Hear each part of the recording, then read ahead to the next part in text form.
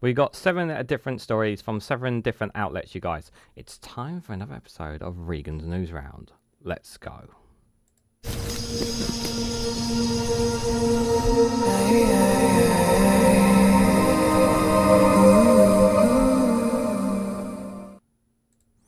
Good morning, good afternoon, good evening, wherever you are in the world. This is Reganelite here with another episode of Regan's Newsround, where I cover 7 different stories from 7 different media outlets. The date and time of this is the 27th of July 2024 at 7 a.m. UK time. Yes, quite early in the morning. So all these articles are pretty much essentially from the day before. So we start here with The Guardian with the headline that Miliband says people must be persuaded of the need for pylons near their homes. So communities affected by construction of renewable energy infrastructure have the right to see the benefits.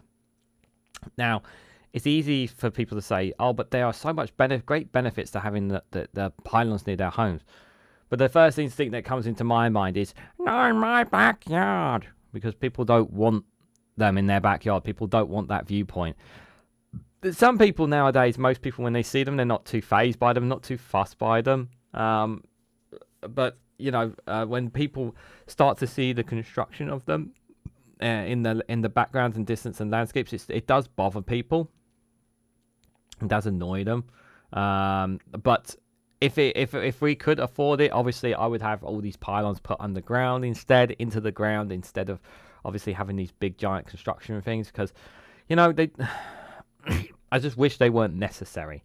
You know, I wish it was all underground instead, but it would just cost too much taxpayer money. That's the only thing. And yes, I mean, obviously myself and probably most of you guys understand the benefits of how important it is that, yes, of course, obviously increasing our energy infrastructure, whether it's coming to nuclear energy, wind or solar. Obviously, I would prefer wind and solar rather than any nuclear energy. And obviously, this government obviously intends to go more down that road than other energy aspects for that matter. Obviously you need to have the infrastructure, the connections between it and homes and power stations and whatnot as well, and that's where these pylons come in. And yeah, persuading he says obviously he's going to try and persuade people. I think it's going to end up being more forceful rather than persuasion, because it's for too long, for 14 years we've not had enough infrastructure built anyway, not enough homes built. And yeah, people have just keep saying, not in my backyard, not in my backyard. It's just going to have to be a bit of forcefulness, unfortunately, if Labour government are serious about meeting these targets that they want to meet.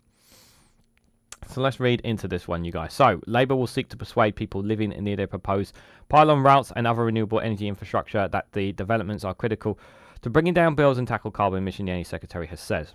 Yeah, this is an argument you can point to, saying that if you want your bills brought down, you've got to get behind this. And Miliband promised to consider new benefits for communities affected by the construction of renewable energy infrastructure and community ownership of the assets, which could include onshore wind farms and solar farms. I've always said about the wind farms, guys, the wind farms should not be. We should be building far more out on sea. We should not be needing to build more in land. It makes sense. We're an island. It's just better to put it out there in the sea. It's not going to be too much of it's not too much of an issue of a viewpoint, in my opinion. Communities have a right to see the benefits, he said, although he stopped short of specifying what measures Labour could take. Allowing local people a share in the project could be one way, he added. This is not just about community benefits, but community shares, community ownership. Again, he's saying the right things, but people, again, will have a different feeling that they don't want change. Some people just don't want significant changes. You know, some people are embedded in their ways that they're not really prepared to have certain things done around in their areas, in their communities. And sometimes, as much as you want to bring others on board, sometimes it's going to be a case of just having to force the issues as well. He said the government will seek to minimise the impact of new infrastructure on nature and the landscape. That's important. We need to integrate concerns about nature right at the beginning of the planning process, he said. There is a way of doing that is a positive for nature. Yeah, that's really vital. So Labour launched Great British Energy earlier this week, a nationally owned organisation that will invest billions in energy projects around the UK, including offshore wind. The Prime Minister, Keir Starmer, is aiming for 20 million homes to be powered by offshore wind by the end of the decade. But that will require large amounts of new infrastructure in the form of not just wind farms, but grid connections and pylons to transport the power to where it's consumed. Local groups have raised concerns about the pylons and other infrastructure, and in some areas called for a pause while plans are scrutinised. Miliband indicated that he was aware of the concerns, but said in his view that the infrastructure was sorely needed to revive the UK economy in a move to a clean energy future. Yeah, this is the thing. They want to delay and hold off on these projects. People want to. I understand the scrutiny and whatnot, but we're already way behind as it is.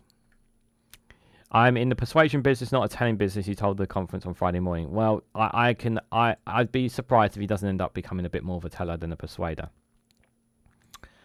On the Friday morning of the Labour Climate and Environmental Forum, a group of Labour MPs with green-leaning project that intends to push the government towards a more environmental policies. Persuasion is very important. But he was uncompromising on the need for such a new developments. If we do not have this infrastructure, we have to carry on with fossil fuels, which is bad for nature and the climate crisis, he said. That is fundamentally a choice.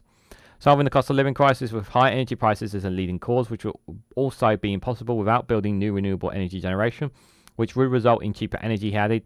My constituency, Doncaster, has seen the worst cost of living crisis in a generation. Are we saying to them that we can't build this infrastructure that will reduce bills and we can't do anything about it? Miliband said that his mission was to engineer a just transition for people in fossil fuel dependent jobs such as oil and gas industry. Many are concerned at losing well-paid jobs in these established sectors. The Energy Secretary's contrasts Labour with the previous Conservative government, which he said has shown little interest in equipping people with the skills and training needed for jobs in sectors such as carbon capture and storage and hydrogen and offshore wind. The truth is that the North Sea was declining under them, but is declining under us, he said. But if you do not show any interest, you can't expect the private sector to show any interest either. He said his department was becoming more of an industrial policy department rather than a solely an energy department. Green jobs could rejuvenate the UK economy, adding that all the data I have suggests that the possibilities are enormous. There are a great deal of possibilities in this, but I'm less inclined to think that more people will be persuaded, and I just see more people just kicking off a fuss rather than going along with it. But we can be quite fickle, British people, when it comes to having things built in their areas. I can see. I just think in the end it's just going to be a lot of having to look. This is what we need to do. We need to do these things, and you got to understand this. And I can just see again people kicking up a stink and a fuss over it, and it's just kind of going to be having to force the issue. In some areas, they may be able to get consensus from communities and whatnot, which would be a good thing. But I can just see a lot of forcefulness as well from Ed Miliband and that. But if they can get communities on board, that makes the transition a lot easier, that is for sure. But people need to understand that this needs to be done. We are behind already. We need to get on with getting this stuff done. For too long now, we've been behind on these things. Have the Conservatives they've made some little progress in the last 14 years. They have made some progress on some of it. Not going to say that they haven't done anything, because I don't think that's not a fair assessment whatsoever. They have made some progress, but nowhere near the levels of progress that we wanted to make. And especially the last couple of prime ministers have been very slow on it, that is for sure. So obviously I know Brexit, COVID and whatnot has kind of impacted and whatnot, but still we need to get going on these new renewable energies and in the infrastructure that is needed to do so as well. So the next one I got for you guys is from Sky News. The headline is the ex-veterans minister gives Afghan killings inquiry further information after row over revealing names.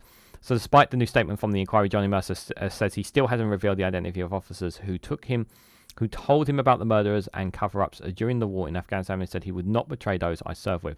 So this is a really difficult issue, obviously. So Johnny Mercer was told about the alleged names of the officers who allegedly murdered those in Afghanistan, but he was obviously told he had to keep his word that he would not give those names away. The problem is the inquiry needs those names. And obviously, as a veterans minister, as an ex-minister, an MP withholding information can lead you into big trouble. But the inquiry has tried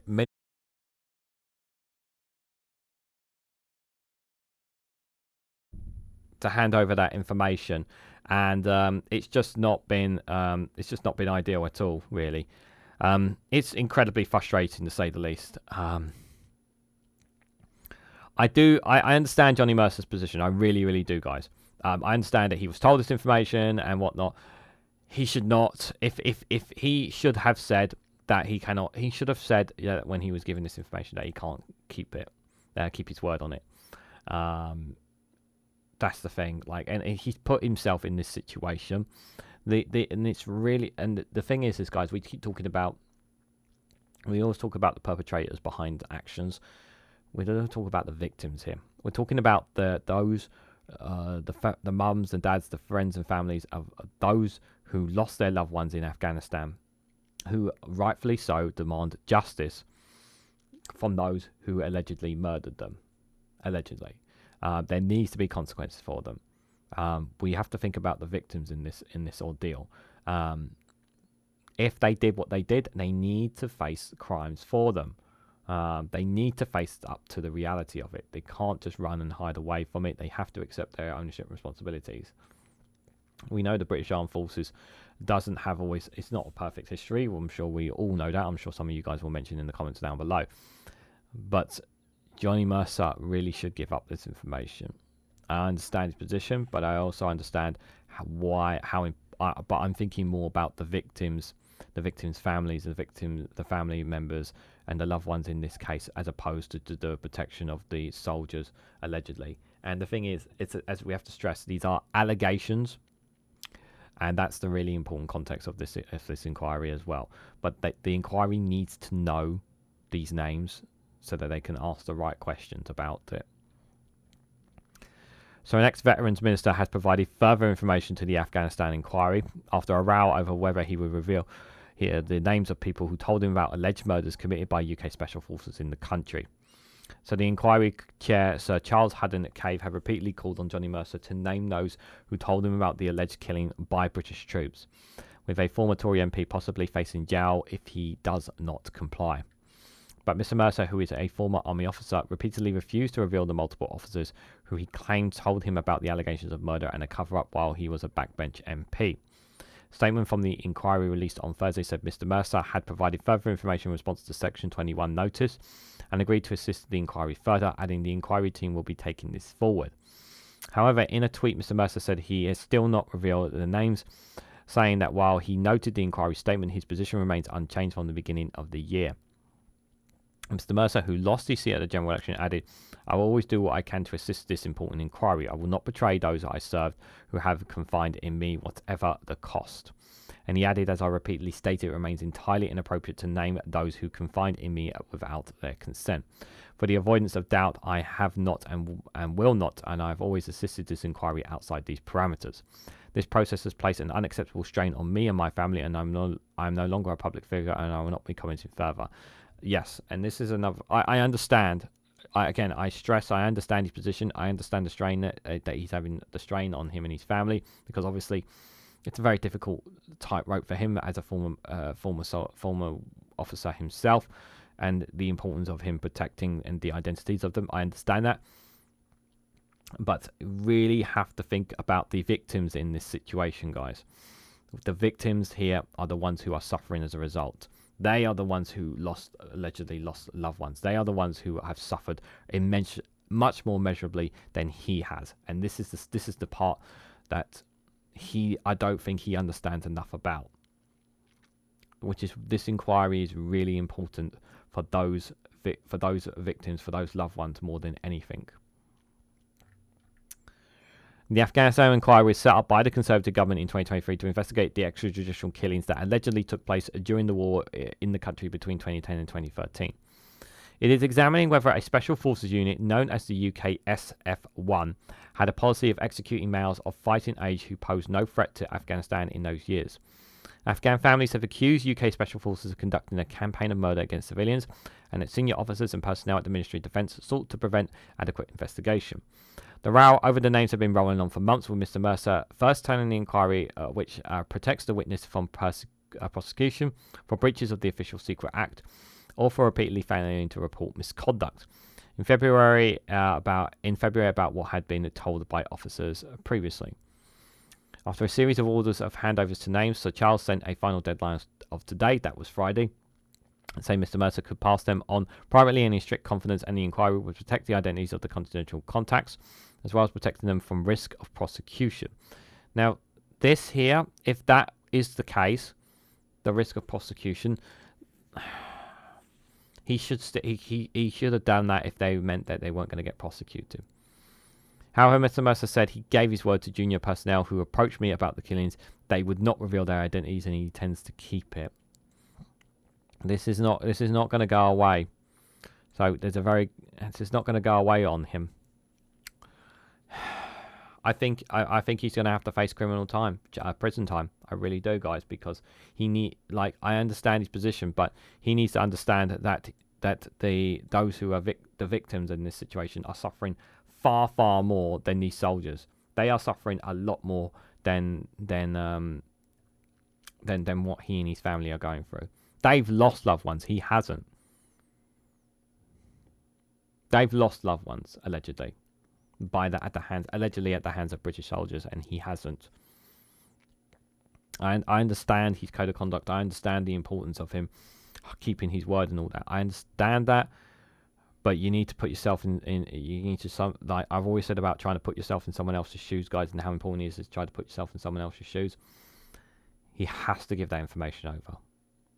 And if he's not going to give that information over, they need to ramp up the tension on him, because it's not fair on the victims here. It's not fair on them. They have a right to know. They really do, guys. So just before I go to the next article, guys, if you haven't already, please hit the like button. We greatly appreciate it. And share this across social media so others are notified of this video. And if you haven't subscribed already, please consider subscribing, because it really does help support the channel. So thanks to everyone and anyone who has watched, hit the like, shared, and commented on my videos. It is greatly appreciated. So the next one I've got for you guys is from the BBC. Interesting one, to say the least. So the Watchdog tells MPs that they are not special outside the Commons. So Westminster Standard Watchdog has told the BBC that he's been running training schemes to help MPs remember that they are not special outside the House of Commons, despite their position. So this is more about the MPs who obviously... obviously. We've had a lot of new faces of MPs now coming into the Commons, understanding that it's obviously, so for a lot of them, it's very new. The new policy and procedures, obviously, what it's like to being an MP, and the powers and privileges that they have of being an MP in the Commons, in that position. They obviously get treated a little bit different. I'd say sometimes a bit more pampered, because obviously they get a lot of things at the expense of taxpayers' money.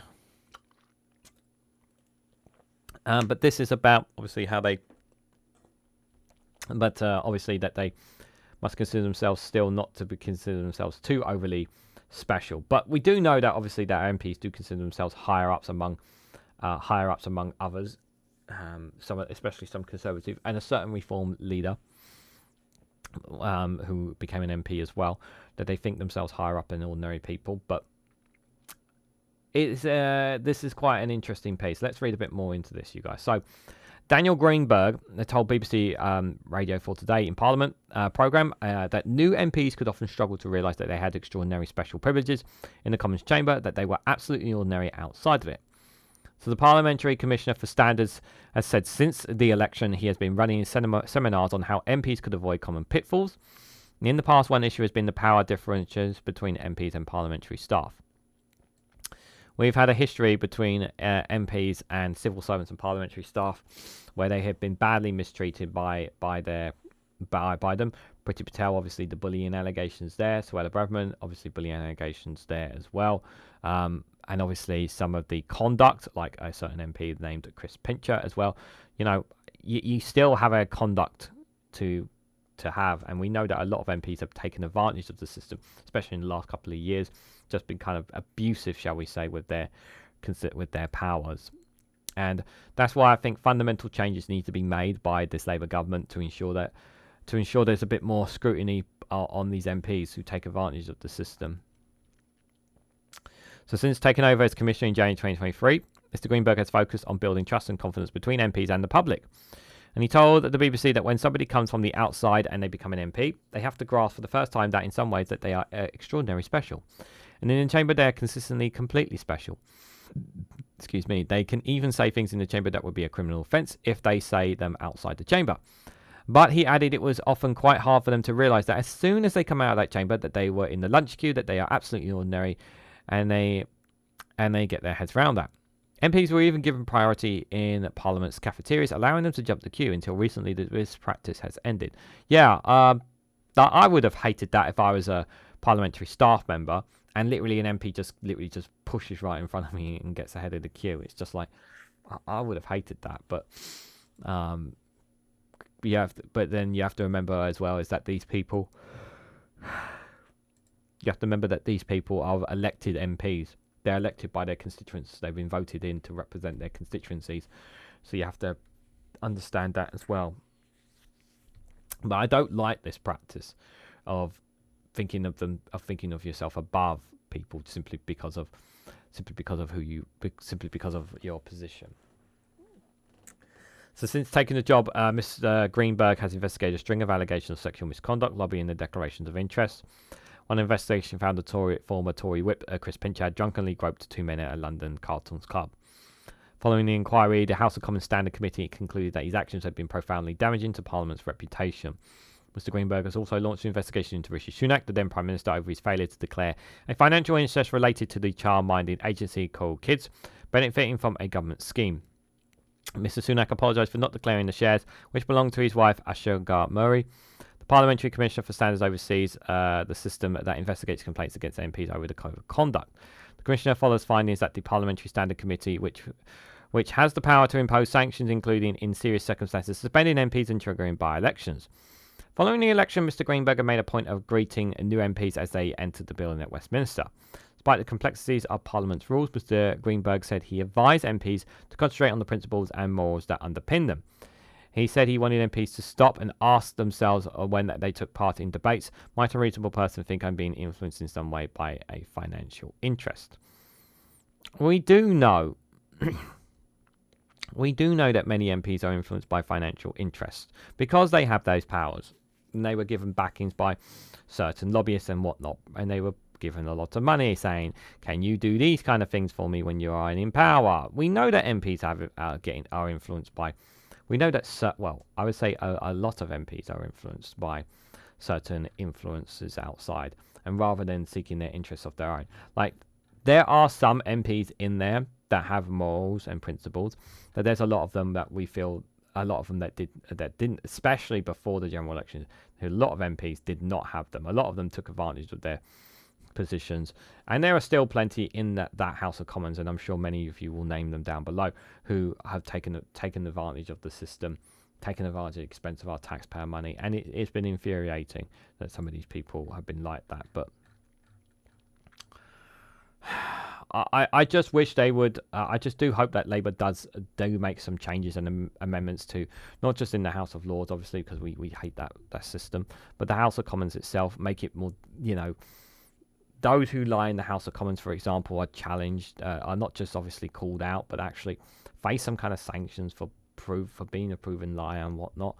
It's really, really important that people are not misinformed and misguided. I really think that's a really important thing, you guys. So guys, just before we go to the next one here, guys, if you want to financially support me and the work that I do here in any way, shape or form, you can do so by becoming a YouTube member for as little as 99p. Though it may not seem like a lot of money, it really does make a massive difference here. The work that I do here, providing news, politics, and content for you guys, keeping you guys up to date with as much as I possibly can, dropping short videos every 6 hours on this channel, as well as on TikTok, Instagram, and Facebook as well. Links for all of them are down below. But if you want to send a super chat or anything like that, it is greatly appreciated. If you are a YouTube member, you get access to custom emojis from the gang that's hiding behind me, which I will show later on. And also, being a $2.99 member gets you early access to additional content as well. And also, whenever I have special community membership posts, you get access to those. And whenever you comment on any of my videos, I always give you guys a response if you are a YouTube member. So thank you to anyone who's financially supported me. Otherwise, you can do so as well by buying me a coffee. Links in the description, or by joining me on Patreon as well. So thank you to anyone who has financially supported me in any way, shape, or form. It is really appreciated. Just a reminder, if you can't financially support me, that's totally fine. Best way to do that, hitting the like button, sharing across social media, watching videos a bit longer than usual, and leaving a comment down below. All those things does support the channel anyway. So thank you for those who have done so. So before we go to our funny video, guys, I'm going to read this exclusive from iNews. The headline is that we must be ready for Putin. Tory candidate Mel Stride wants 3% of GDP on defence. So speaking to the the shadow cabinet minister puts defence spending at the heart of his leadership campaign. So obviously this will appeal to some Conservative members, some Conservative MPs, obviously, about the need, obviously, for more defence. We know that Keir Starmer is committed to 2.5% defence spending on from GDP. But he hasn't given a specific target on that when. But Mel Stride has said, no, I want to give 3%, which, of course, I'm sure the Labour government will obviously want to get to 3% at some point. But at the moment, yeah, the finances are not in a very good place. And I would rather some of that money, rather than going towards defence, would go to, I don't know, poverty, for example. You know, helping pick up those who are in a bad situation right now. At the moment, there's only been a couple of candidates who have definitely publicly gone forward. Most of them have got their nominations in. I don't think Suella Braverman has got her nomination in at the time of this recording, but that could change. So the main candidates who are obviously Mel Stride, Tom Tugendhat, Priti Patel, Suella Braverman, Robert Jenrick. I'm sure I missed someone. Priti Patel, Tom Tugendhat, Robert Jenrick, and Mel Stride, yeah. Kemi Bakkanot, that's it. And Kemi Bakkanot. So those are the ones who have put their... who are likely going to be the 6 candidates. Suella Braverman's in a bit of a pickle, though, because at the time of this recording, she's obviously struggling to get the numbers she needs to get on the nomination. But and obviously, I believe the deadline is till Monday they have. So by Monday, hopefully, maybe some more people will have obviously put their names forward by then. But I don't think there will be, but we'll have to wait and see, obviously. So let's hear what Mel Stride's had to say in this exclusive with the you guys. So... defence spending should be 3% of GDP by 2030 as the world gets more difficult and dangerous to Conservative MP. Mel Stride said as he launches his bid to lead the party.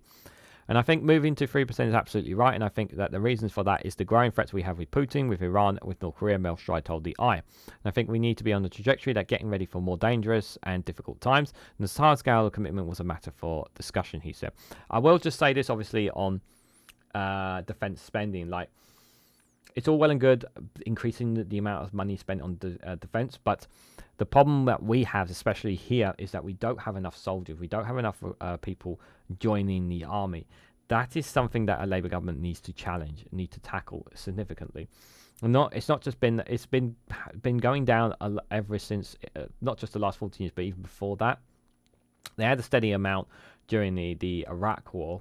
By Tony Blair, but since then, there's obviously the numbers have just continued to go down and down and down and down, and there needs to be more ideas, more rejuvenation, more incentives for people to join the British Army, because the problem is that there's just not enough incentive for people to join it right now, and I think that is a bigger challenge that needs to be dealt with, rather than actually just throwing money in defence and building more weapons, aircraft and carriers and all that kind of stuff. Like, yeah, it's all well and good, but we need soldiers. I didn't agree with the perception of Rishi Sunak of wanting some kind of conscription, but we need to do more to incentivize people to join the army. More needs to be done, and we can't just continue to ignore it while the numbers continue to decrease. It's a major issue, and it needs to be addressed. And what we have said in this election was 2030, and I think that's something we need to bottom out as a parliamentary party. European nations, including the UK, are under pressure to increase the defence spending. Rishi Sunak had pledged to increase it to 2.5% by 2030, whilst Keir Starmer has also said he will raise spending to 2.5%, but has not given a target date. Stride's 3% raises all those pledges and is designed to appeal to Conservative hawks and grassroots activists among those whose defence is a key priority. In usually blunt remarks from a serving officer, the Chief of the General Staff, Sir Rory Walker, warned this week of threats could lead to an Axis upheaval by 2027-2028. Vladimir Putin will emerge from his invasion of Ukraine very, very dangerous and wants retribution against countries such as the UK that supported the Ukrainian armed forces, or whether Moscow wins or loses, the general warned. And on Friday, Mr. Stride, the Shadow Work and Pension Secretary, became the fourth Tory to throw their hat in the ring to become a party leader. He follows the Home Secretary James Cleverly, that's the other one I missed, ex-Immigration Minister Robert Jenrick, and the former Security Minister Tom Tugendhat. Leadership hopefuls have until Monday to collect 10 nominations from their fellow MPs. Those who clear the bar will then have to sum up to make their pitches before MPs to narrow down the candidates list to 4, who will make their case for the party conference and then 2. Around 100,000 party members will choose between the final two, with the result of the vote announced on November the 2nd. Higher defence spending and an antagonist approach to foreign affairs polls, as well as traditional Conservative voters. The former Home Secretary Suella Braverman has yet to formally declare because she lacks support from her colleagues. But she has set the early tone of the contest when she said that she would vote for Donald Trump if she was a US citizen because the world would be safer with him in office. Mr. Stride declined to agree with her. I don't think it'd be right for me, certainly as a former cabinet minister and as a contender for this contest, to start meddling in US politics, he argued. The United States is our critical ally. It's absolutely right that we stay close to the Americans, but we work effectively with them. This is exactly what a typical standard politician would be saying. This is what the contrast between him and someone like Suella Braverman, who wants to just stir up the pot. Meanwhile, Trump, the US presidential frontrunner, made his skepticism about NATO alliance earlier, emphasizing that his commitment to the protection of any specific European country would depend on the spending level of defense in that nation. I think the general mood music around Europe needs to pay its way on defense. He's right, and we should respond to that, Mr. Stride said. When asked about Trump, and I think our case, and in our case that means moving to 3%. Yeah, but whether that will appeal to a Donald Trump if he becomes president obviously remains to be seen. For some Conservatives, a pro-American tilt also involves moving away from Europe. Membership of the European Court of Human Rights, the ECHR, has become the acid test of the leadership race after Brexit failed to bring control of the borders many in the party had wished for. Well, they knew it wasn't going to work. They just refused to acknowledge it. Whether or not you stay in the European Convention of Human Rights and its supervisory in court in Strasbourg are this season's Brexit debate. Launching his campaign on Wednesday whether to hinder centrist Conservative Tom Tugendhat wrote in the Telegraph that he was willing to leave the ECHR, but then failed to entirely back it up in a claim in a BBC interview. The stance on Mr. Tugendhat, a French-UK dual national, was criticised by some of his Tory colleagues as an opportunist, with some suggestion that the shadow security minister was playing up his right-wing credentials to win over the party's grassroots. Mr. Stride would not name Mr. Tugendhat or any other rival, but emphasised the need to rebuild the party around a leader who will put unity first. Yeah, and that's the right thing to say. Like, not to really focus on your campaign, not what other people have been saying. That's exactly how it should be done anyway. You don't need to talk about other people. Just focus on what you're doing. So who is Mel Stride? For those who don't know, in 1987, Mr. Stride set up a business specialist in trade expeditions, conferences and publishers before setting up a United States subsidy. He became Conservative MP for Central Devon in 2010. Between 2017 and 2019, he held several ministerial posts in the Treasury under Theresa May and had a 1-month stint as a Commons leader in 2019 following the resignation of Andrea Leadsom. He returned to the backbenches when Boris Johnson became Prime Minister and was elected Chair of the Treasury Select Committee in 2019. A post he held until 2022 when he became a Work and Pensions Secretary after Rishi Sunak. He has kept his brief in the shadow cabinet after the Tories' election defeat. He argued it was a good position to bring the Tories together because of his perspective across the party. And as a former Tory chairman of the Treasury Select Committee, Commons leader and Work and Pensions Secretary, the Tories lost the election because we lost trust, the MP for Central Devon argued, adding, "Now, a lot of this is about unity. Why should the British public trust a party that fights itself?" When asked about his position on withdrawing from the ECHR, he said, "I think it's very important during this election contest that in some areas we don't paint ourselves into a very stark position, because whoever wins this party is then going to have a go back at the parliamentary party. And they don't want to be encumbered with too many of those stark positions, which perhaps a lot of MPs don't agree with. We must not allow this for the ECHR for anything else that is not within our own sovereignty or to get in the way of having effective deterrent with dealing with illegal migration. There are many ways of doing that within the ECHR and these challenges that other countries across Europe are looking at. There is no doubt that if we are to solve illegal migration, we will have to have a deterrent work. Rwanda was a failure because it was scrapped on the brink of it being put to rest." Mr. Stride was praised by Conservative colleagues during the election campaign for the number of media rounds he undertook to defend Mr. Sunak's record. So how many appearances did he make? "I believe a quarter of all media rounds were done by myself," he said. "I think I pipped West Stream to get the golden boot because I did more than he had ever done," he joked, referring to Labour's Health Secretary. One Tory colleague described the media around slog, which involves getting up at 4 in the morning and doing 6 interviews before 9 a.m. as a wall of death. Did Mr. Stride perhaps enjoy them? "To a degree," he replied. "The reason I did them was because I care about my party, where there was incoming fire and it was very, very difficult during that period. I stood up and I was counted. I put my head up above the parapet and led the charge. And speaking on election night, Mr. Stride said his party needs to think long and deeply about what has happened over the last 24 hours and to get ourselves back in a position that we are the natural party of government. So how long does he think it will take? We've got country council elections coming up next year. So the first priority of any new leader in trade is going to be an organisational one. How do we get our central office and our campaign machine very rapidly in the right place and the money behind those to fight the election, he said. The Tory party ended its 6-week campaign with around £5 in the bank, a party source separately told the Eye. By the end of the month, following a round of party redundancies, then that number will fall to around 3 million. Just a reminder of the names. Yeah, Robert Jenrick, Priti Patel coming back, not James Cleverly, Tom Tugendhat, and Mel Stride there. You can see all the names there. I'm not going to read this bit here for you guys. If you want to read it, you can pause and have a look. Just read this last bit before we go to a funny break. The new leader of the Tories are going to have to take the fight to Nigel Farage's Reform UK, which now fields 5 MPs. Are there any deals to be done? Nigel Farage is a very clever, very talented politician. And but he is absolutely bent, as he said, on destroying the Conservative Party, Mr. Stride had said. So there will be no formal deals, but that doesn't mean we shouldn't respect and reach out to people who voted Reform. If you take, for example, the issue that Reform voters are concerned about, so migration, illegal migration, lower taxes, those are common ground issues. Actually, he continued. Yeah, but you guys did a shit job about them. It's just reality. And they are issues that are people right across the political spectrum are rightly very concerned about. Liberal Democrats are concerned about immigration as well.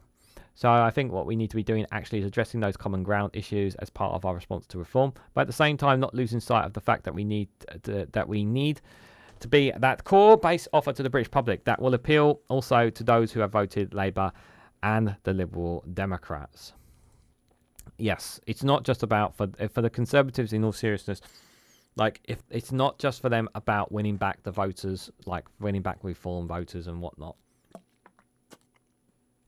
As has been discussed in analysis and numerous times about the general election, guys, is that many people went from Labour to Reform. Some people went from Lib Dem to Reform. Some people went from neutral to Reform. Some went from Conservative to Reform. Not everyone went from Conservative to Reform. I think that's a really important context to add. Although they may look at that in some of the numbers of the results or some of the general election. As for what Mel Stride is saying, I think this is a very interesting piece. Do I think he's going to get the nod? No, I just don't think he's going to get the nod. I will say, obviously, he was pretty much everywhere and anywhere defending the Conservatives. I do remember a lot of those. Like, he was just defending the indefensible. But there he was out there taking the bullets pretty much for the party. You have to commend him for that, but that's about as far as I would go in terms of commending him. But yeah, I still think for me, the dark horse for me has to be Suella. For me, is Suella Braverman. Whether or not she will get the nod, I don't know. But I think if they wanted their best chance, obviously, of hitting the ground running, it would be her. So, guys, we're going to take a little break here. Got 3 more articles for you guys. I hope you guys enjoyed this funny video I've got for you guys. This funny video I have for you guys is from Nerding Skimmer Comedy on YouTube. Do check out her work. And the headline for this is Liz Truss on Kamala Harris. Fox News, a Liz Truss parody. Hope you guys enjoy this. This will be funny. Our Prime Minister, always good having you. Thank you for taking the time. What is going on, Prime Minister, with incumbent parties that are getting thrown out the world over? Hello.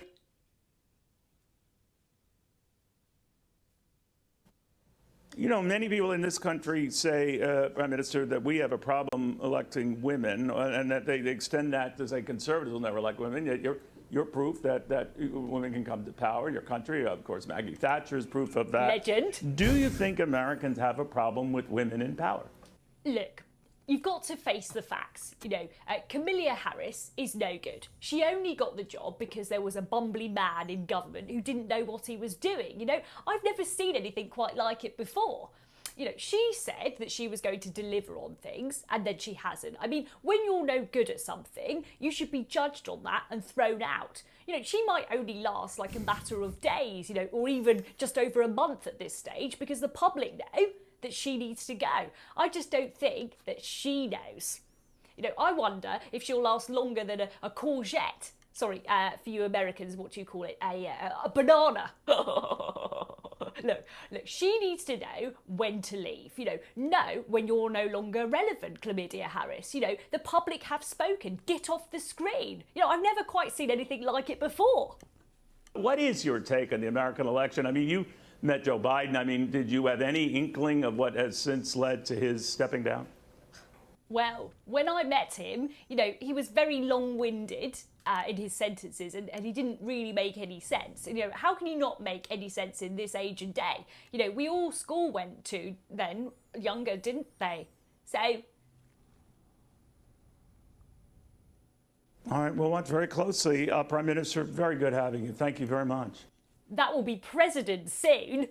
Another interview, another 50k in the bank. Hello, bye.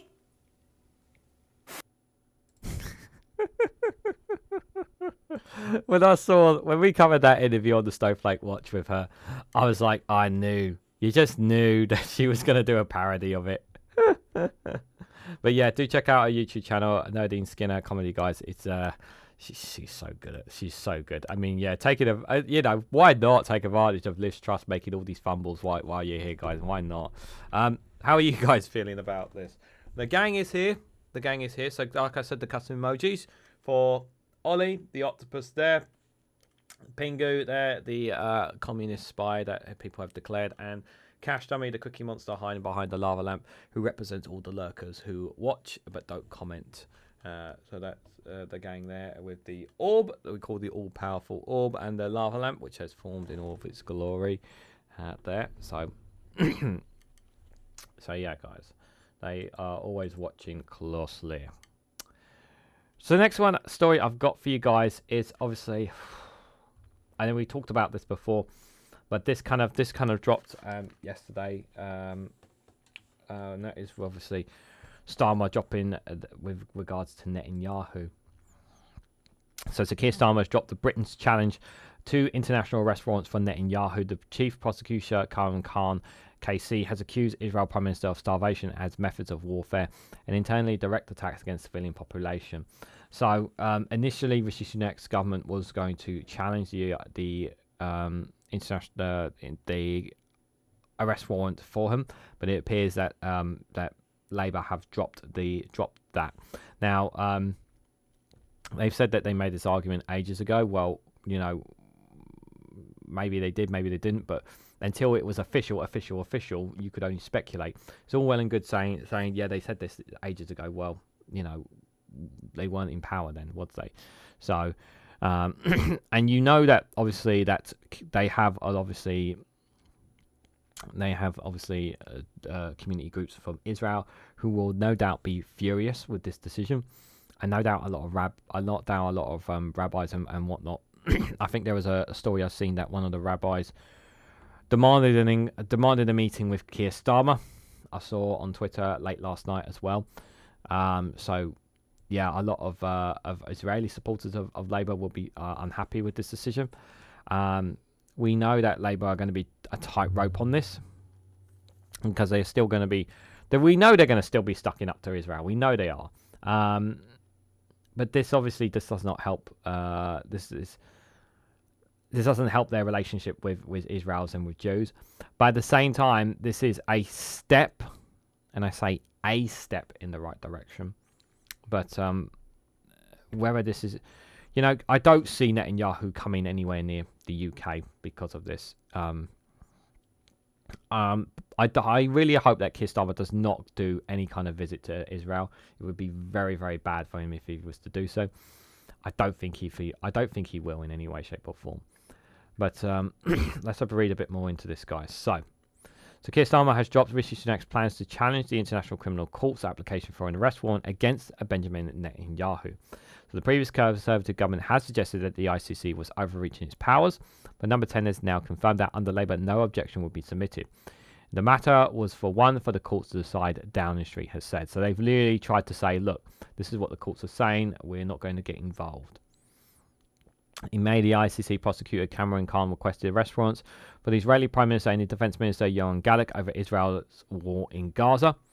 It marked for the first time in the ICC's history that a sitting that a sitting head of state and a sitting defense minister of a country supported by other powerful Western states, including the US and UK, faced arrest warrants, and international experts told The Independent. It came weeks even after Israel's staunchest allies called for restraint in its war in the enclave, particularly around the invasion of southern Gaza in the city of Rafah, where more than 1 million Palestinians fled to avoid being caught up in the early stages of the war. The charges against Mr. Netanyahu and Mr. Galligan, both members of Israel's war cabinet, including starvation of civilians and methods of warfare, intentionally directed attacks against the civilian population, willfully causing greater suffering, persecution as a crime against humanity, and extermination and or murder. The UK had until Friday to decide whether or not to lodge objections. And since winning the election, Labour has restored funding to the United Nations Palestinian Relief Agency, the UNRWA. This I'm extremely delighted about. This is really, really good, guys. This was... I'm happy that he has finally done this. Yes, I know people could say, why didn't they do this immediately when they came into power? I understand that. But at least now Labour have restored that funding. You've got to give a thumbs up to Labour on that at least. So that is a good step in the right direction on that. I just hope now that the UNRWA has got the funding back from the UK. I know obviously they still haven't got the funding back from the US, and they're jerks for not restoring it. I just hope that will help make a difference to help get them more aid in. But we obviously know how difficult it is right now for aid getting inside Gaza, guys. A major shift from Mr. Sunak's administration, which suspended payments in January. Sakir has also stressed that a Palestinian state has an undeniable right and must be recognised as part of a Middle East peace process. But the conflict in Gaza has been a thorn in the Labour leader's side since it erupted last October. His initial refusal to call for immediate ceasefire was seeing the cost of party votes and seats in the election. Yeah, it was definitely damaged Labour's party. Former frontbencher Jonathan Ashworth, one of several Labour candidates defeated by independents who made Gaza a major part of their campaign. Commenting on his decision, a Number 10 spokeswoman said that this was a proposal by the previous government which was not submitted before the election, and which I can confirm the government will not be pursuing in line with our long-standing position that this is a matter for the courts to decide on. She said that the government believes strongly in the separation of powers and that the rule of law domestically and internationally. I think you would note that the courts have already received a number of submissions on either side, so they are well seized of their arguments to make for their independent determination, she added. Mr. Netanyahu responded angrily to the ICC's prosecutor's statement, saying that Israel were being painted as mass murderers, and accused Mr. Khan of carelessly pouring gasoline on the fires and anti-Semitism that are raging across the world. At the same time, Israel's staunchest ally, the US, expressed its shock at the application. President Joe Biden called it outrageous, saddening, and let me be clear whether this prosecutor might imply there is no equivalent, none between Israel and Hamas. Satya Doskos, chief executive of Amnesty International UK, said that this was a total misguided intervention by the last government, and we strongly welcome any decision to stop it. Instead of trying to thwart the ICC's much-needed Palestinian investigation, the UK should be backing efforts to bring all the perpetrators of war crimes and possible genocide to justice. The UK standing as a genuine supporter of the rule of law requires consistency and ever-handedness. If war crimes are wrong when carried out by Russian forces in unlawfully occupied UK, then we are equally wrong when carried out by Israeli forces in unlawfully occupied Palestinian territory. Yes, and this is important. This is an interesting comparison, obviously, here, because we know that Western allies have a very different position about Israel than they do about Russia. And it's regardless of how you feel about Israel, there are lives being lost here. 38,000, 39,000, nearly 40,000 lives are dead within the Gaza Strip. Palestinians, whether they're Hamas or innocent or not, but that's the number that they're looking at. And it needs to stop. The guns need to be put down. I've said this 1,000 times, and I will continue to tell you to do so. We need to put an end to this, guys. It's really, I cannot stress this enough. And I will, of course, try to cover as much as I can on Rumble and try to cover it on Worldnews whenever I possibly can for you guys here on the channel as well. So, moving away from that, guys, the next one I've got for you guys is an exclusive from Open Democracy. Very interesting one here, to say the least.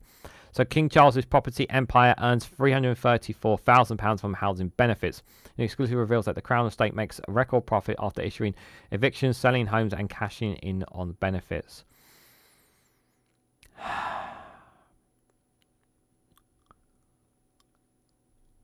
This sounds very infuriating if this is found to be the case. But once again, you know, the whole royalty thing. Like, I'm not anti-monarchist, but I believe that we should not be paying that our taxpayer money should not be going towards a monarch.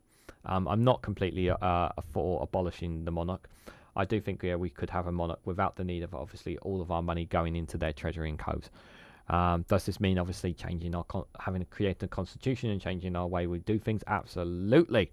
I don't like that we give so much money to the monarch. I don't like that at all. You know, since the Queen passed, pretty much a lot of people felt that, you know, why are we still doing this? Why are we still doing this? All this kind of thing. There are some people who like the pompous ceremony and all that kind of stuff, which I don't mind that stuff. But I just wish so much taxpayer money was not wasted. That's how I generally feel about it, guys. And they own so much land and everything, and it's just not right. It's just not right, guys. So let's read into this. So the King's property empire has earned more than £334,000 in housing benefits since the pandemic, the Open Democracy can reveal. So the Crown Estate has a £16 billion land and property portfolio that helps to bankroll King Charles, and the Royal Palace took the money after 14 of its housing tenants covering their rents. The payments were made between the start of the first lockdown in 2020 and the end of last year. Housing benefits can be available to people who are unemployed and on low incomes or claiming other benefits. It's sometimes paid directly to their landlords. And over that same period, the Crown Estate has slapped eviction notices on warnings on at least 31 tenants, according to figures obtained by Open Democracy. Meanwhile, the royal property empire had been racking in money, having sold around £11.6 million worth of residential property since 2020 and increased its portfolio to £1.1 billion in the last financial year. Although it's run independently from the King, the Crown Estate contributes towards its financial support. It gets discharged his duties, known as the Sovereign Grant. This money is used to cover his staffing costs, official receptions, and upkeep of the royal palaces. The Crown Estate increased profits over the last financial year. It means the sovereignty grant will rise by 50% in 2025-2026 to £132 million. Its chief executive, Dan Lambert, was also awarded a pay increase to almost 20% last year. Leaving him with a salary of nearly £1.9 million, Lambast previously pledged to tackle economic equality.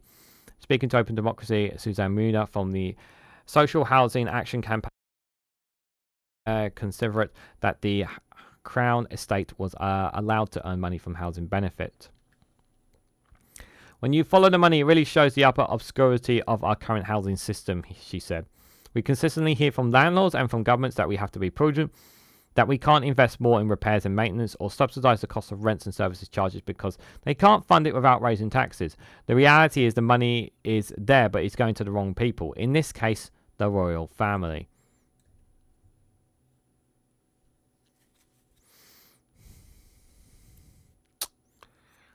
Yeah, it's going to the royal family. Not right. She added that the new Labour government needs to take a long, hard look at priorities and make choices and benefits the greater number, not a privileged few. In its latest annual report, the Crown Estate said our approach to chief executive pay and rewards seeks to ensure that the Crown Estate can attract and retain a world-class leader from a diverse pool of eligible candidates with the ability to lead an organisation that, in value terms, would rank in the top 50 companies of the FTSE 100 if it was publicly listed. And at the same time, it recognised that the same form of remunerations discount is appropriate in leading an organisation that serves its nation. Crown Estate owns a huge swathe of land and properties across the UK, including the whole of the Regent Streets and in London, a mass of buildings near the capital's West End. And rural sites nationwide, it is not known how many tenants currently live in Crown Estate housing, but most of its residential properties are in West London. And they include a 3-bedroom flat near Buckingham Palace, which was recently advertised as £19,067 per month. But reports in 2019 said that the Crown Estate received more than 100 complaints about its residential properties in just 2 years, including grievance about rent hikes, leaks, and faulty electrical goods. One former tenant who was evicted from his home in Somerset accused the estate of greed. He told The Guardian at the time that they are custodians and therefore have a social duty to the public and their communities. When approached for biodemocracy, the spokesperson for the Crown Estate declined to comment. What a surprise. Yeah, they're not going to comment. Not going to say anything on it. Once again, guys, emphasizing the need for change. The need for change. It's not right that the Crown Estate has so much properties and so much values. That needs to fundamentally change. We do need to fundamentally change that, guys. And it's the sooner it changes, the better. Is all I'll say, guys. The sooner it changes, the better. So, guys, got just one final piece for you guys here from Byline Times. Just a final reminder, if you haven't already, please hit the like button. We greatly appreciate it. Share it across social media so others are notified of this video. And subscribe because it really does help support the channel. And thanks to everyone and anyone who is watching this, guys. I really do appreciate it. The last one here from Byline Times. Conservative barrister Geoffrey Lambasted for earning millions in outside work as an MP. Debates second jobs. The Commons has agreed a clampdown on MPs lobbying gigs with further action promised on second jobs. So they are going to clamp down on some second jobs, I think, and this is a good thing. And obviously there are those who are trying to advocate against it. They're not going to abolish second jobs outright, the Labour government, which is a bit of a shame. There are certain jobs that they can do, but there's going to be others that they can't do. So, for example, like David, broadcaster would probably be allowed to do that, but it depends on the job type. I think it's going to be. So, well, obviously, I know this article's a few days old, but I still think this one is an important one to talk about because we're talking about second jobs here, and a lot of them just, you know, I feel like they spend more time with their second jobs than they do with actually doing their job as an MP, and it needs to change. So the former Attorney General, Sir Geoffrey, has been called out in the House of Commons for being allegedly absent because of his well-paid legal moonlighting, despite having been elected to serve his Devon constituencies. So Lib Dem MP Richard Fuld told the Commons in a rare singling out of an MP that between 2023 and 2024, Cox declared more than £836,000 of external earnings for 500 hours of work, equivalent of just 66 days of full work, while having contributed to just 4 debates in the whole of 2023. Only 4. In the whole of the last 2019-2024 Parliament, Cox, who represents Tavistock, contributed to 20 debates in the Commons. Ford noted that concluded a contribution to just 1 debate in 2020 and 1 debate in 2021. There is no record of him having contributed to a debate in 18 months. Ford called on egregious examples of MPs allegedly putting their outside interests ahead of parliamentary work. And there are a tiny number of MPs who are quite absent. It was revealed in 2021 that Cox had earned more than £1 million in a single year, including by representing tax havens in the Caribbean. However, he was absent from parliamentary votes because of this outside work, and in one case even voted by proxy from 4,000 miles away, he added. Cox had been contacted for comment but has yet to respond. I wonder why he hasn't responded to this yet. MPs agreed and unanimously and without a vote as an interim measure that from October MPs would not be allowed to advise firms on public policy or current affairs or offer pay advice on how Parliament works. They were loopholes that needed closing, the new Commons leader Lucy Powell has said. The Commons also agreed to set up a modernisation committee to examine ways to improve trust and clean up in the political system. MPs heard it will act as a clearinghouse to put recommendations from other committees into action and will look at introducing further measures to regulate members' outside employment and second jobs. Other members include potentially beefing up the independent complaints and grievance scheme, which governs complaints against MPs and parliamentary staff. Yes, something here needs to be done. Too much powers. Again, this has been weak, and we've seen that with the last 14 years, the history here. He also likely consider ways to make Parliament more family-friendly, improve HR practices, enhance safety of MPs and staff, and look at how MPs vote on social working hours and other aspects of how the House functions. Commons leader Lucy Powell rejected calls for the new modernisation committee, which she will chair, to include representatives of small parties like the SNP, Greens and Reform UK. Instead, it will be made up of Conservative, Labour and Lib Dem members. It will include those parties, yeah. Sorry, let me repeat it again. I misread it. So the Commons leader Lucy Powell rejected calls for a new modernisation committee, which will chair to include represent smaller parties. So they want to keep the smaller parties out, that's undemocratic in my opinion. Tom Brake, director of Unlock Democracy, told Byline Times that being an MP isn't a hobby, and they are elected first and foremost to represent their constituents, and secondary hold to a government to account. It's hard to see how this is possible for MPs to spend much time on the extracurricular activities. We want to see a cap. I see a cap that would limit MPs' extra earnings to half a backbencher salary, has said. Labour MP says MPs and a former Labour left wing Ian Hartley hit out on MPs taking second jobs in impassionate intervention. Being an MP is not a hobby. It's something that people can just fancy doing. This is a full-time job. Plus, if it's not a full-time job for people, my view is that they are not doing their job. The former miner insisted that someone is elected as an MP, with 700,000 odd constituents. That is a full-time job, he continued. I cannot understand how other people are able to take up other jobs and occupations. And being an MP is something that that tops up their massive salary elsewhere. That is what is happening and continues to happen. Beverly added that MPs getting second jobs allows the perception and the narrative that MPs are selfish and greedy to continue. And this is the thing. As long as MPs are doing other jobs, other things, it will always have that. We will always have this perception. There will always be this perception will always be there. When I was working in the pit, I never in a million years thought I would be on a salary of 91,000. It is a fortune, an absolute fortune, and we have to work for it. And it's not, and for our constituents. The average UK salary is 35,828. In the North East where I live, it is under 30,000. So 91,346 is a fortune. We are paid fortunes, man. Campaign group Unlock Democracy has outlined a series of proposals aimed at addressing the issues. These include an immediate end to MPs being paid parliamentary advisors or strategists and policy consultants. This will be in large be implemented from October. Publications and contracts from outside employment with appropriate privacy redactions. A cap on extra earnings at half an MP salary, approximately 45,000. A limit of 20 hours per week spent on time on outside interest. Secondary jobs and modernisation agreed by MPs on Thursday, 25th of July. This is the code of conduct here. With effect from the 25th of October, the guide to the rules relating to the conduct of members will be amended to leave MPs allowing A, an advice on parliamentary policy and current affairs, and B, advice in general terms of how Parliament works. This will effectively ban MPs giving paid advice for policy affairs and how parties work from the 25th of November. That's from Lucy Powell. And our Modernisation Committee. There shall be a select committee to be called on Modernisation Committee to be considered for the House of Commons procedure standards and working practices to make recommendations thereon.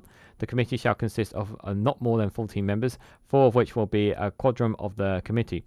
Members shall be nominated by the committee by a motion in the names of the leaders of the House.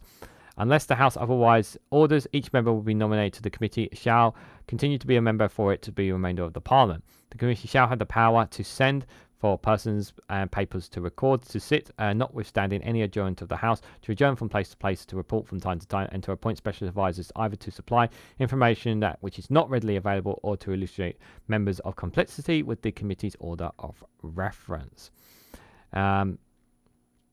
This is good. This is steps in the right direction. Obviously, we talked a little bit earlier in another piece, obviously, about standards of MPs, about them outside, and this is more about things that the starting of some changes within the House of Commons itself, which is good. But obviously, this needs to go further for me. More needs to be done here. I still think, obviously, them being able to lie in Parliament, and I do think that there needs to be more scrutiny, more hamstrung when it comes to second jobs in any way, shape, or forms as well. That needs to be done. But whether Labour will do that, obviously, is a matter for time. Obviously, they said they promised things in the manifesto as well. That's really, really important to remember as well. But there are other priorities that need to be dealt with. I'm glad that some of this stuff is being put down already. But we'll obviously have to wait and see how much more will come. But I will say, obviously, it is good to hear some of this, to hear some of the complaints and whatnot forward, that some of the MPs who are there understand the importance of this. I'm not happy that smaller minor parties are not going to be involved in the actual addressing, and it's just going to be Conservative, Labour and Lib Dems. I don't think that's right. I think it's important for new and fresh ideas, and that's exactly what these smaller parties would have if they were on that chair.